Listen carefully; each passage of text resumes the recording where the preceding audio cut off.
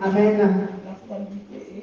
Notre thème principal, c'est la bénédiction.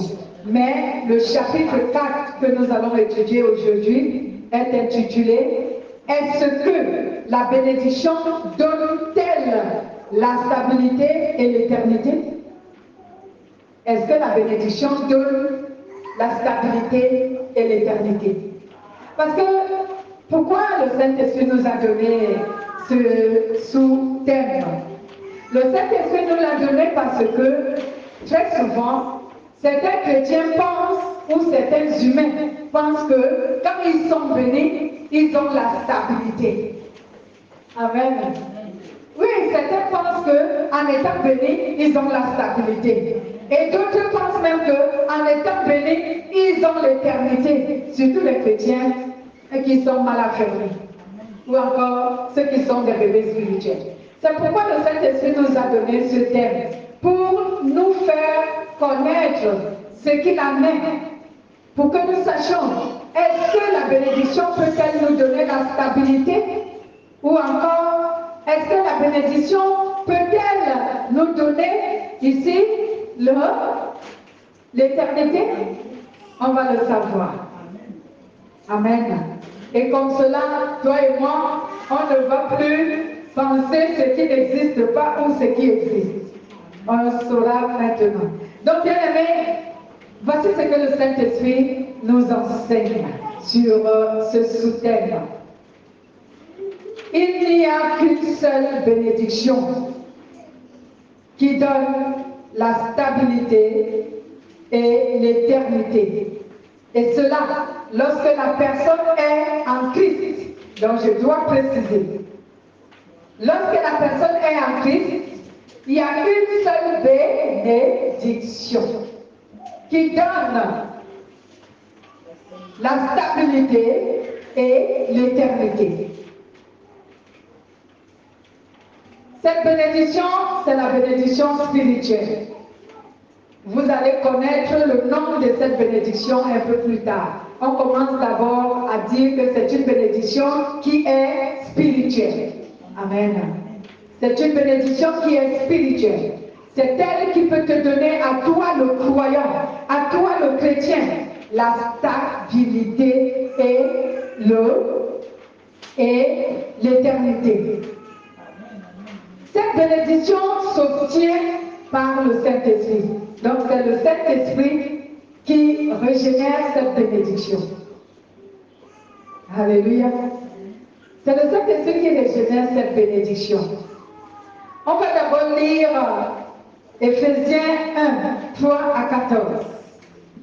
Éphésiens chapitre 1, verset 3 à 14. Je vais réitérer ce que j'ai dit tantôt. Il n'y a qu'une seule bénédiction qui donne la stabilité et l'éternité lorsque l'homme est en Christ, lorsque l'homme est chrétien en Christ. Et cette bénédiction est une bénédiction qui est spirituelle. Et c'est le Saint-Esprit qui donne cette bénédiction. Amen. Lisons donc d'abord Éphésiens. Éphésiens chapitre 1 au verset 3 à 4. Jusque-là, j'ai donné comment cette bénédiction peut s'obtenir, ou encore qui donne cette bénédiction.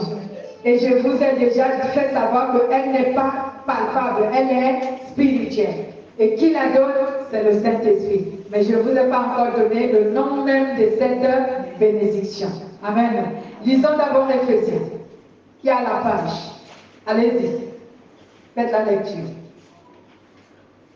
Éphésiens 1, 3 à 14. Béni soit Dieu le Père de notre Seigneur Jésus-Christ, qui nous a bénis de toutes sortes de bénédictions spirituelles dans le lieu céleste en Christ. En lui, Dieu nous a élus avant la fondation du monde, pour que nous soyons saints et irrépréhensibles devant lui. Lis jusqu'à 14. Nous ayons prédestinés dans son amour à être ses enfants d'adoption par Jésus-Christ, selon le bon plaisir de sa volonté, à la louange de la gloire de sa grâce qu'il nous a accordée en son bien-aimé. En lui, nous avons la rédemption par son sang, la rémission des péchés selon la richesse de sa grâce, que Dieu a répandu abondamment sur nous par toute espèce de sagesse et d'intelligence. Nous faisons connaître le ministère de sa volonté, selon la bienveillance des saints qu'il avait formés en lui-même, pour le mettre à exécution, lorsque les temps seraient accomplis de réunir toutes choses en Christ, celles qui sont dans les cieux et celles qui sont sur la terre. En lui, nous sommes aussi devenus héritiers, ayant été prédestinés suivant la résolution de celui qui opère toutes choses d'après le conseil de sa volonté, afin que nous servions à la louange de sa gloire, nous qui d'avance avons espéré en Christ. En lui, vous aussi, après avoir entendu la parole de la vérité, l'évangile de votre salut, en lui, vous avez cru et vous avez été scellés du Saint-Esprit qui avait été promis, lequel est un gage de notre héritage pour la rédemption de ceux que Dieu s'est acquis à la louange de sa gloire. Amen. Est-ce que vous avez bien écouté la lecture? Relis-moi le verset 11 et le verset 14. Écoutez bien.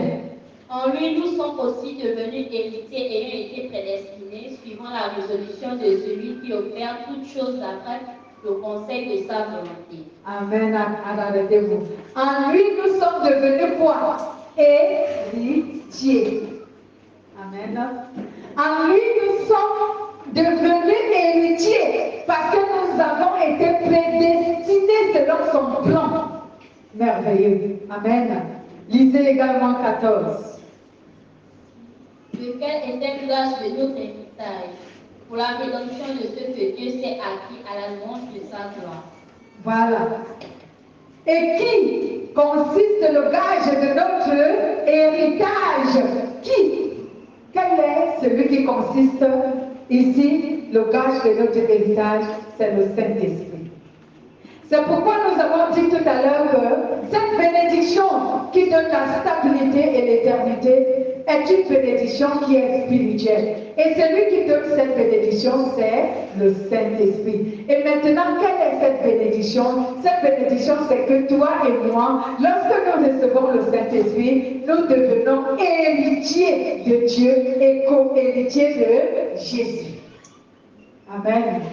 Donc, c'est l'héritage que Dieu nous donne, qui est une bénédiction, qui donne la stabilité et l'éternité. Donc, quand tu deviens héritier de Dieu et co-héritier de Jésus, tu es donc celui qui a obtenu la bénédiction qui te donnera la stabilité spirituelle et l'éternité. Amen. Donc, il ne s'agit pas ici de la stabilité terrestre comme les gens le pensent. Il s'agit de la stabilité spirituelle. Amen. Quand tu as reçu Jésus dans ta vie, tu as son Esprit Saint, tu deviens l'héritier de Dieu et co-héritier de Jésus-Christ. Amen. Donc, bien-aimés, quand on a lu, Éphésiens nous a dit ici, car en Christ, Dieu nous a choisis pour que nous soyons ses enfants. En faisant habiter en nous le Saint-Esprit, il nous a bénis d'une bénédiction qui peut ni se corrompre, ni se souiller, ni flétrir. Et cette bénédiction, c'est que nous sommes devenus les héritiers de Jésus-Christ, de Dieu en Jésus-Christ. Amen. Donc, cette bénédiction ne peut se souiller, cette bénédiction ne peut finir, cette bénédiction ne peut s'arrêter. Amen. Lorsque Dieu a donné aux hommes Jésus-Christ, il a préparé un héritage pour chaque personne qui recevra Jésus, qui acceptera Jésus dans sa vie. Cette personne aura part dans cet héritage. Amen. Qui est le chef de cet héritage, c'est Jésus. Mais c'est pour ça qu'on dit, tu es l'héritier de Dieu et co-héritier de Jésus. Amen. Donc tu vas hériter de quoi? Tu vas hériter du royaume de Dieu et de la vie éternelle. C'est de cela que tu vas hériter. Et cette bénédiction est donc stable et elle est éternelle. Amen. Disons également 1 Pierre, chapitre 1, verset 3 à 5, et même Proverbe, chapitre 10, verset 22. Lisez, écrivez d'abord les références. 1 Pierre, chapitre 1, verset 3, 5, et Proverbe 10, 22. Et quelqu'un aille lire 1 Pierre.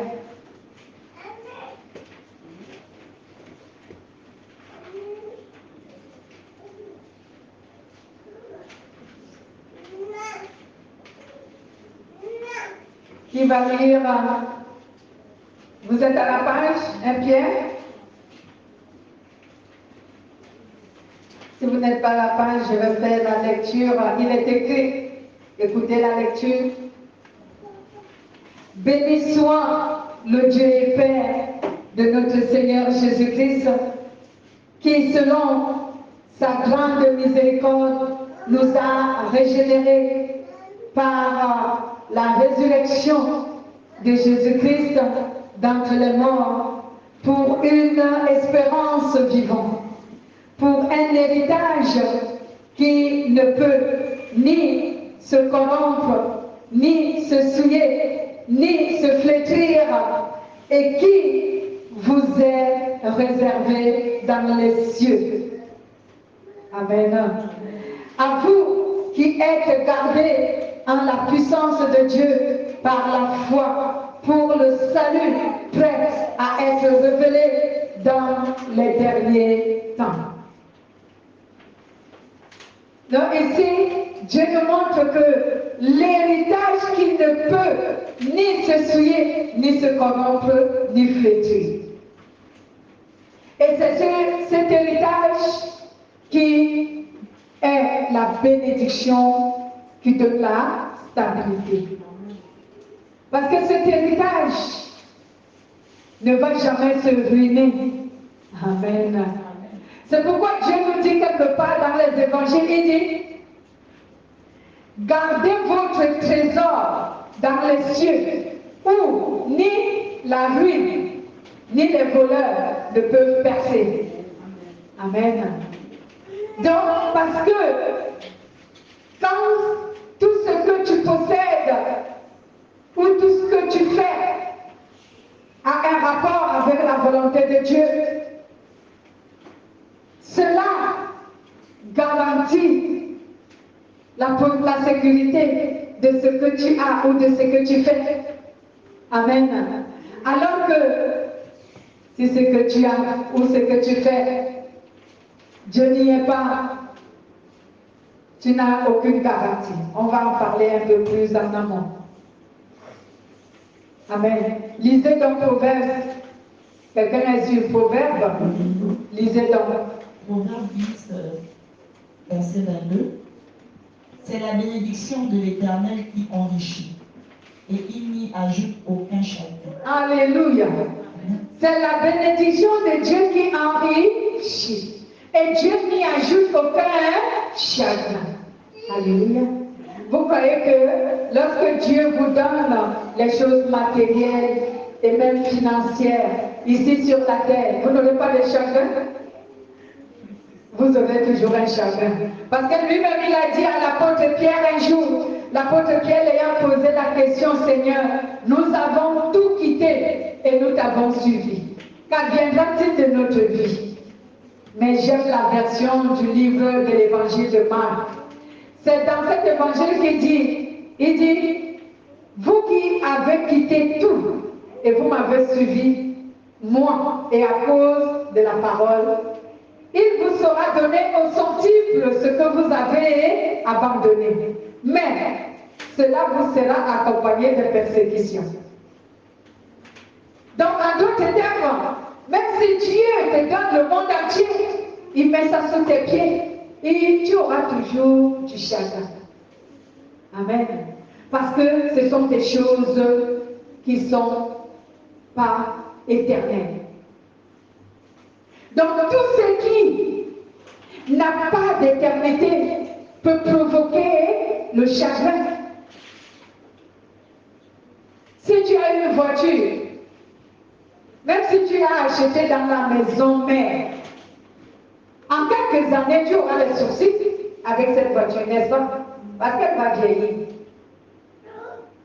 Si tu t'es bâti une maison, en quelques années, il va falloir, et même chaque année, il va falloir faire l'entretien. Sinon, ta maison va entrer en ruine. Alléluia. Mais l'héritage, qui est le royaume de Dieu, que Dieu nous accorde, la vie éternelle, elle est éternelle. Elle ne se ruine pas. Alléluia. Il n'y a pas de souci avec l'éternité. Il n'y a pas de chagrin avec l'éternité. Et c'est pour cela qu'on dit que c'est une bénédiction stable. Alléluia. Parce qu'en elle, il n'y a pas de chagrin, il n'y a pas de souci. Alléluia. Donc c'est pour cela que, bien aimé, lorsque un être humain a reçu le Saint-Esprit, parce qu'il a cru en Jésus-Christ, à partir de ce moment, cet être humain devient héritier de Dieu et le frère de Jésus-Christ. Amen. Dès l'instant qu'un être humain a cru en Jésus-Christ, à partir de cet instant, cet être humain reçoit l'Esprit Saint. Et c'est l'Esprit Saint qui garantit l'éternité à cette personne.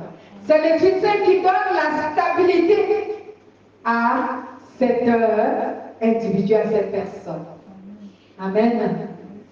C'est pourquoi avant de continuer, je vais poser la question à quelqu'un qui n'a pas encore reçu Jésus et qui veut le recevoir. Levez la main et mettez-vous debout. Vous vous mettez debout et vous levez vos mains. Voilà. Bon, déposez vos papiers, vous levez vos deux mains, vous fermez les yeux et vous allez confesser après moi cette prière. Amen. Fermez les yeux, soyez concentrés. Déjà, je vais vous poser la question. C'est de tout votre cœur que vous voulez recevoir Jésus? Vous êtes certain? De tout votre cœur. Est-ce que vous comptez renoncer lorsqu'il y aura les difficultés ou pas? Quand les yeux lèvent, vous répondez juste à mes questions. Est-ce que vous allez renoncer lorsque rien ne va vous plaire sur Jésus ou sur sa parole? Vous n'allez pas renoncer? Vous allez persévérer? Vous allez maintenant confesser après moi. Seigneur Jésus-Christ, je veux que tu sois mon Dieu. Et j'ai cru en toi. À partir de cet instant où j'ai écouté cette parole, je prie que tu viennes habiter dans mon cœur par ton Esprit Saint, afin que désormais je sois ton enfant. Je prie que tu pardonnes tout péché que j'ai commis en avant ces moments et que tu me fasses grâce. Lorsque viendront les moments difficiles où Satan me séduira pour m'empêcher de te suivre, ne le laisse pas avoir la victoire, mais convainc-moi et soutiens-moi pour que je ne renonce pas à la confession que je te fais ce matin. Je t'en supplie, Seigneur Jésus, Fais cela pour que mon âme t'appartienne pour toujours. Et cela pour l'éternité. Amen. Asseyez-vous.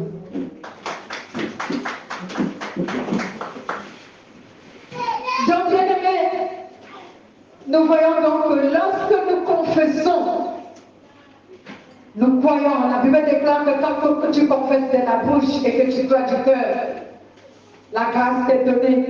Amen. Donc lorsque nous recevons donc Jésus, ou encore lorsque nous recevons le Saint-Esprit dans nos cœurs, parce que nous avons cru en Jésus-Christ, à partir de cet instant, nous héritons la vie qui est ici, la vie éternelle. Donc nous héritons l'éternité, nous héritons dans le royaume de Dieu. Parce que qui est l'éternité? C'est le Saint-Esprit. Amen. Dès du moment que tu as reçu le Saint-Esprit, tu as déjà l'éternité en toi. Alléluia. Tu as déjà l'éternité parce que celui qui est éternel, c'est cet Esprit Saint que tu as reçu. C'est lui qui fait de toi quelqu'un qui doit vivre éternellement. Amen. Et c'est une grande bénédiction que personne ne peut te voler si ce n'est que toi-même qui abandonnes. C'est pourquoi lorsque je vous ai fait confesser la foi en ce moment, je vous ai dit, est-ce que quand viendront les moments difficiles, allez-vous renoncer? Parce que Satan ne peut pas te voler l'éternité. Est-ce que vous avez compris? Satan ne peut pas vous voler votre éternité. Il ne peut pas vous voler cette éternité toutefois que le Saint-Esprit habite en vous. Amen. Mais si le Saint-Esprit n'est plus en vous, vous ne pouvez pas avoir l'éternité. Alors qu'est-ce que Satan fait souvent? Il essaye de vous séduire pour vous soumettre au péché, afin que le Saint-Esprit, afin que lorsque vous demeurez dans le péché, le Saint-Esprit vous quitte. Et si le Saint-Esprit vous quitte, vous n'aurez plus l'éternité. C'est comme cela que Satan procède. Amen.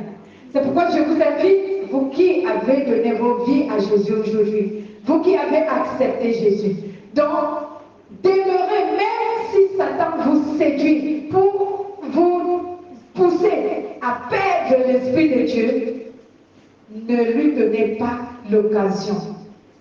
Cela veut dire quoi? Cela veut dire que ne demeurez pas dans le péché. Amen.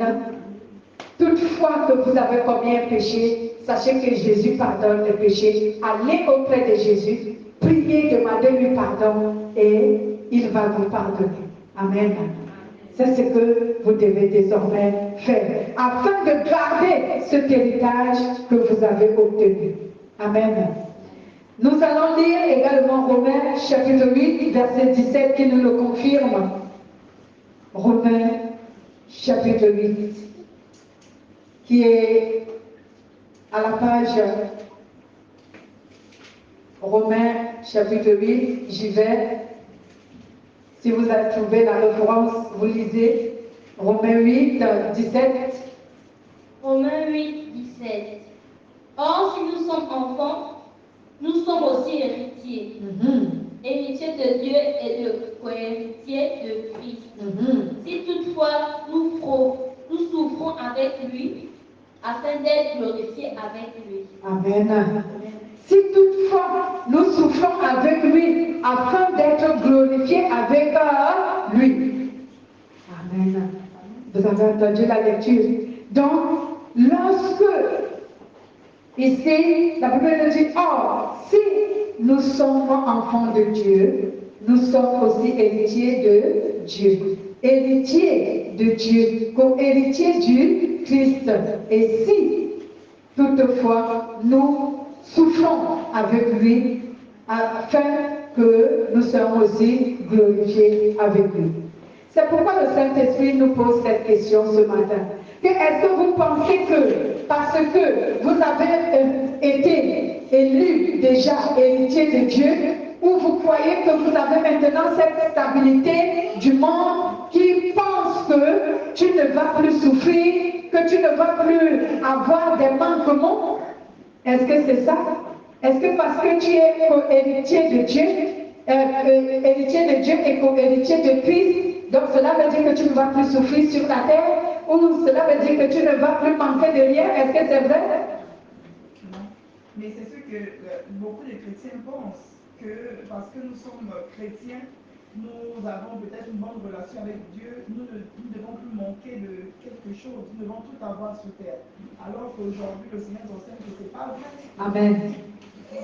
Exactement. Même si tu es devenu héritier de Dieu et que co-héritier du Christ, cela ne veut pas dire que tu ne vas plus souffrir sur la terre. C'est pas vrai. Cela ne veut pas dire que tu ne vas plus manquer de rien. Cela ne veut pas dire que tu auras tout à ta portée. Non, ce n'est pas vrai. Si quelqu'un vous le dit, vous ment. Amen. Cela n'est pas vrai. Nous serons toujours confrontés aux difficultés parce que nous vivons dans le monde. Nous vivons sur la terre, n'est-ce pas? Nous serons toujours confrontés aux difficultés. Amen. On sera toujours confrontés aux difficultés. Il nous manquera autant pour moi, il nous manquera toujours des choses dont nous aurons besoin. Amen. Mais de temps à autre, le Saint-Esprit va intervenir. Alléluia.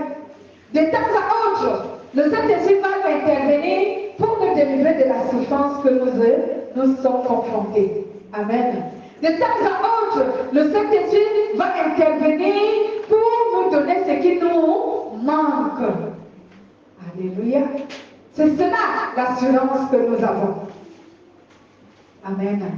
C'est cela l'assurance que nous avons. Donc, il n'est pas vraiment dit que parce que nous sommes héritiers de Dieu, on ne va plus manquer de quoi que ce soit. Parce que nous sommes héritiers de Dieu, donc on ne va plus souffrir. Non, Dieu n'a pas dit ça. Il a juste dit que nous aurons l'éternité et notre vie est stable en Christ. Mais il nous manquera des choses et on sera confronté aux difficultés dans le monde parce que nous vivons encore sur la terre. On n'est pas encore dans le royaume de Dieu. Mais parce que Dieu sait que ces choses-là vont nous arriver, donc le Saint-Esprit qui habite déjà en nous, de temps en temps, il va intervenir dans nos vies. Il va intervenir pour nous délivrer des difficultés que nous rencontrons. Il va intervenir pour nous délivrer des manquements, pour nous donner ce qui nous manque. De temps en temps, il va intervenir. Mais si quelqu'un te dit, parce que tu es déjà héritier de Dieu, tu ne vas plus jamais souffrir, tu auras tout, il t'a menti. Amen. Il t'a menti. Si quelqu'un te le dit, il t'a menti, c'est le mensonge. Parce que sinon, toi, tu ne dois plus vivre sur la terre. Alléluia.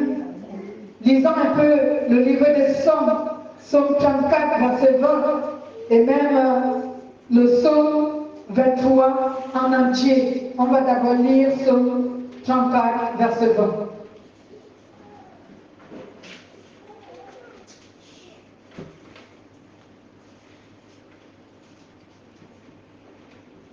Psaume 34, au verset 20. Psaume 34, au verset 20. Oui. Le malheur atteint souvent le juste, mais l'Éternel l'en délivre toujours. Amen. Amen. Vous avez écouté la promesse de la parole de Dieu. Le malheur atteint souvent le juste. Mais qu'est-ce qui se passe? L'Éternel l'en délivre toujours. Amen. Amen. Lisons dans le Psaume 23 en entier, qui est à la page.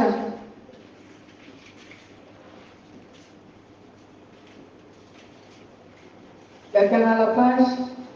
Lisez. L'Éternel est mon berger, je ne manquerai de rien.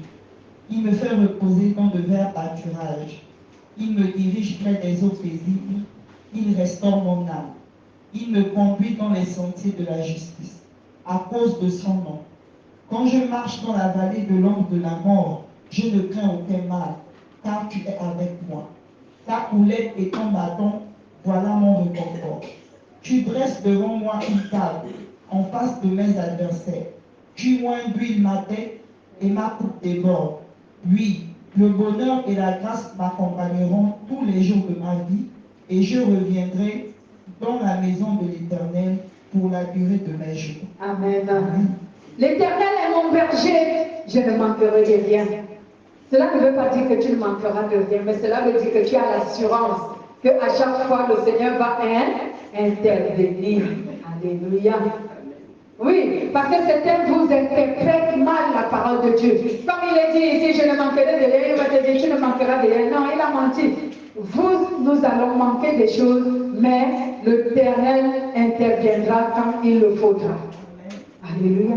Pour combler ce vide. C'est pourquoi la Bible nous dit toujours, le juste vivra par la foi. Alléluia. Et il dit ici, même quand il marche dans la vallée de l'ombre de la mort, il ne craint aucun mal.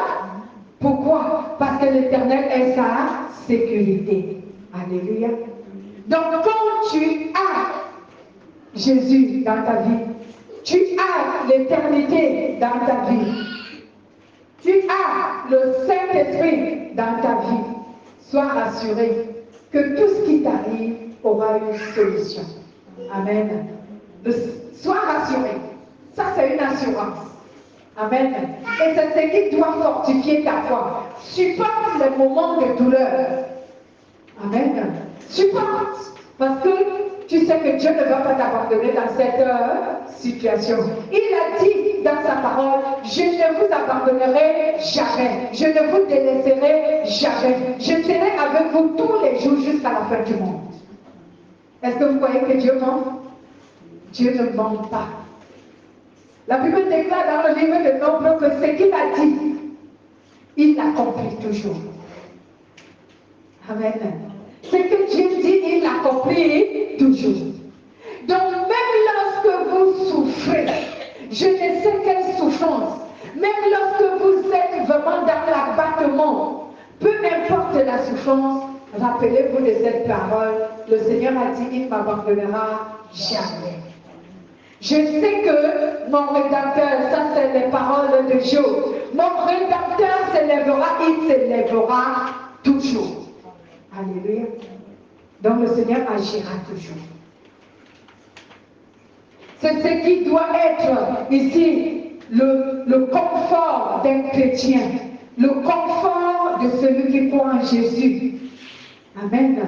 Pas de façon à s'illusionner. Ceux qui ont placé leur confort dans l'illusion, qu'ils pensent que parce qu'ils ont Jésus, il n'y aura plus de souffrance, ils se sont séduits. Mais si tu places ton confort en ce que, toutefois qu'il y aura un problème, tu t'attends à ce que le moment viendra où le Seigneur va intervenir. En ce moment, tu es dans le vrai. Amen. À ce moment-là, tu es dans le vrai. Dans la bénédiction matérielle ne donne donc pas la stabilité ni l'éternité. C'est ce que nous devons comprendre. La bénédiction matérielle que nous pouvons avoir, qu'elle soit matérielle, qu'elle soit financière, ne donne pas la stabilité. Tu peux avoir tout l'argent du monde, tu n'auras pas la stabilité. Les riches du monde qui pensent avoir la stabilité, regardez-les. S'ils peuvent vous donner les secrets de leur vie, vous allez vous rendre compte qu'ils n'ont aucune stabilité. Et ce n'est même pas l'éternité qu'ils peuvent songer à voir. Ils n'ont pas tout cela. Amen. Donc ne vous confiez donc pas au bien du monde. Ne vous confiez pas à ce que vous possédez, qui soit terrestre et charnel. Mais confiez-vous à la foi et à la relation que vous avez avec Dieu. Et ce Dieu, il s'appelle le Saint-Esprit. Parce que c'est le Saint-Esprit qui est dans le monde. Donc confiez-vous à Dieu. Placez votre espérance en Dieu. Placez votre foi en Dieu. Votre confiance en le Saint-Esprit. Ne placez pas votre confiance sur l'argent, sur les maisons, sur les voitures, sur ce que vous avez. Sur vos enfants, ne vous confiez pas. Ne placez pas votre confiance, je veux dire, sur vos enfants, sur vos maris, sur vos parents. Non, vous, si vous le faites, vous allez être déçus. Est-ce que vous m'écoutez? Je n'ai pas dit que n'aimez pas vos parents. Je n'ai pas dit que n'aimez pas vos enfants, ni vos femmes, ni vos maris. C'est pas ce que je dis. Je n'ai pas dit que n'aimez pas vos amis, ceux avec qui vous êtes en relation. Mais je dis, ne vous confiez pas à eux. Ne vous fiez pas vraiment à eux. Ne vous dites pas que c'est eux qui vont vous sortir de vos difficultés ou de vos situations, ou qui seront une solution pour vous. Parce que vous serez déçus. Vous attendrez que ces gens-là agissent en votre faveur et vous serez déçus qu'ils ne vont pas le faire.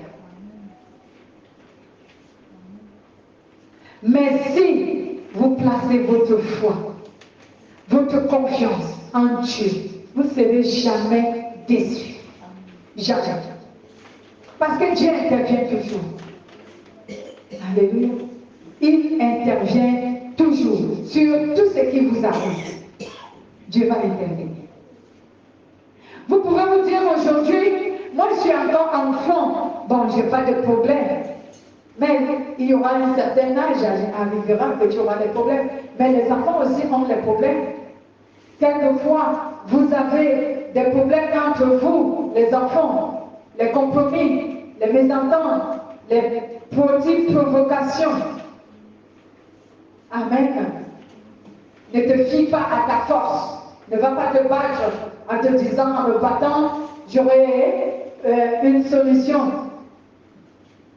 Faites ce que Jésus dit. Si l'on te gifle sur la joue gauche, tends-lui la droite. C'est que pardonne et dis-lui, le Seigneur va intervenir sur ce qui m'arrive, sur ce que tu m'as fait. Le Seigneur va intervenir. Amen. Quand tu étudies en tant qu'enfant, ne te dis pas que, bon, j'ai pas besoin d'étudier, comme je prie Dieu, Dieu va faire en sorte que je gagne mon examen. C'est faux. Tu ne vas pas le gagner, tu vas échouer. Il faut apprendre. Alléluia. Eh oui, parce qu'on vous enseigne, qui prépare l'examen ici, venez, on fait jeûne et prière et vous allez gagner. Si tu n'apprends pas, tu vas échouer, même si tu as jeûné toute l'année et que tu as prié, tu vas échouer. Je suis sincère, vous me connaissez, je dis toujours la vérité. Hein? C'est pour cela que je bénis Dieu. Pour tous ceux qui prient dans cette église, tout le monde a réussi. Pourquoi? Parce que je m'applique à vous dire, vous devez étudier. Amen. Vous devez étudier. Si vous étudiez en priant, vous avez deux forces. Vous avez cette force qui vient de ce que vous avez étudié. Et vous avez une autre force qui vient de ce que le Seigneur vous aide, n'est-ce pas, à vous rappeler de tout ce dont vous avez appris. Et vous allez réussir. Même si le diable agit, il ne pourra rien. Vous avez étudié et vous avez le Saint-Esprit, vous allez réussir. Alléluia. Gloire à Jésus. Et c'est ainsi pour la vie des adultes aussi. Tu ne vas pas pouvoir atteindre tes objectifs tout simplement en priant. Non, tu dois bosser et tu dois prier, les deux. Les deux sont une force. Amen. Et Dieu va te bénir.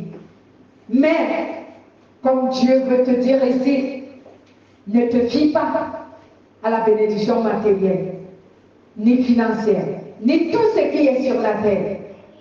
Mais confie-toi plutôt à Dieu.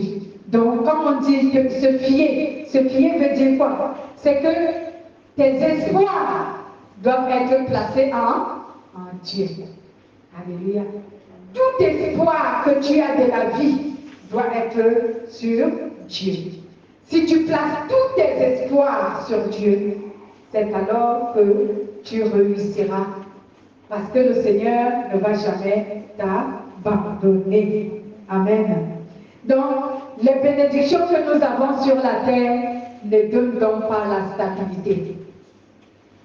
Mais la bénédiction qui nous donne la stabilité et l'éternité, c'est parce que nous sommes devenus héritiers de Dieu et co-héritiers de Jésus en étant enfants de Dieu et en ayant reçu le Saint-Esprit.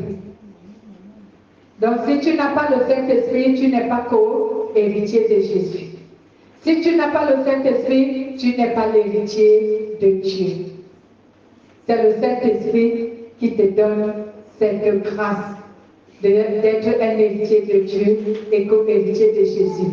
Et alors, ta bénédiction que tu as en Jésus, parce que tu vas avoir l'éternité, cela est donc stable.